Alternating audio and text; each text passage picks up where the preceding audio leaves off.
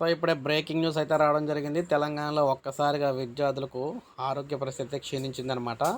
So మనం చూసుకున్నట్లయితే ఇది మనకి నిర్మల్ జిల్లా నుంచి అయితే రావడం జరిగింది. నిర్మల్ జిల్లాలోని నర్సాపూర్ మండలం కేజీబీవీ పాఠశాల మధ్యాహ్నం భోజనం తిన్న 20 మంది విద్యార్థులు వికటించింది అస్వస్థకు గురయ్యారు.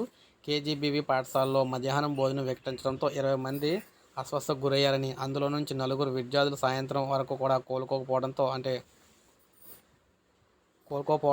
నిర్మల్ ప్రభుత్వ ఆసుపత్రికి తరలించి చికిత్స అందిస్తూ ఉన్నారన్నమాట. ప్రభుత్వ ఆసుపత్రికి జిల్లా విద్యా అధికారులు, ఆయా పాఠశాల విద్యార్థిని తల్లిదండ్రులు కూడా హఠాహటినైతే ఆసుపత్రికి చేరుకున్నారు.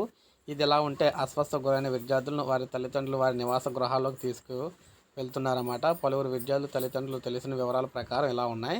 నిర్మల్ జిల్లా నర్సాపూర్ జీ మండలం కేంద్రంలోని కేజీబీవీ పాఠశాలలో విద్యార్థులు మధ్యాహ్నం భోజనం తిన్న 20 మంది విద్యార్థులు అస్వస్థకు గురయ్యారు.